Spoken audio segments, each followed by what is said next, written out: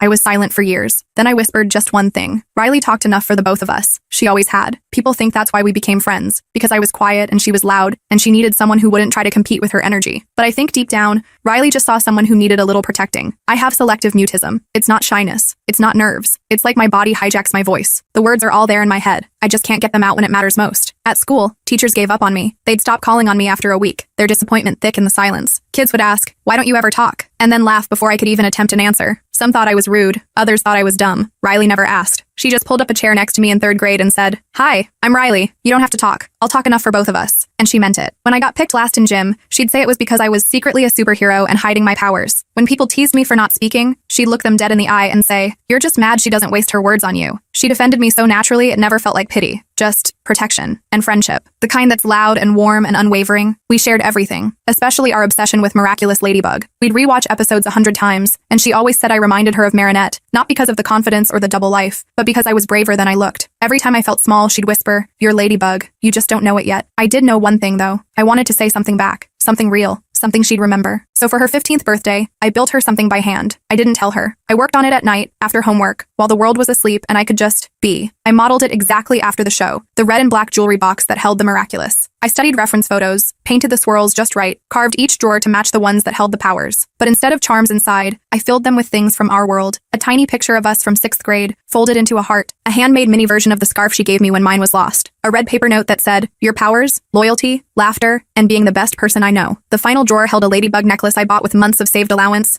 and taped beneath it was a folded note that simply read, "Open with me." That night, I barely slept. My palms were sweaty at the party. I waited until everyone had gone home and it was just us, sitting cross-legged on her floor like we had since forever. I handed her the box in silence. She stared at it, stunned, and whispered, "No way. No way you made this?" Her fingers traced every inch like she couldn't believe it was real. She opened the drawers one by one, tears starting to rim her eyes. Then she got to the necklace, read the note. "Open with me?" she said softly. I nodded. I reached for the necklace, unlatched it, and held it up with shaking hands. My throat felt like it was closing. My stomach twisted. But this time I didn't run. I whispered, barely louder than breath, "Thank you for never rushing me." Riley froze. Her hands covered her mouth. Her eyes went wide, and then filled completely. "You just spoke," she said. Her voice cracked. "You spoke. For me." I nodded again, a small laugh escaping with my tears. She pulled me into a hug so tight it took my breath away. "You're Ladybug," she whispered into my hair. I cried then. Not because I was scared, but because I finally felt free. Riley still talks enough for both of us. But now sometimes I talk too. And when I do, it's always for her.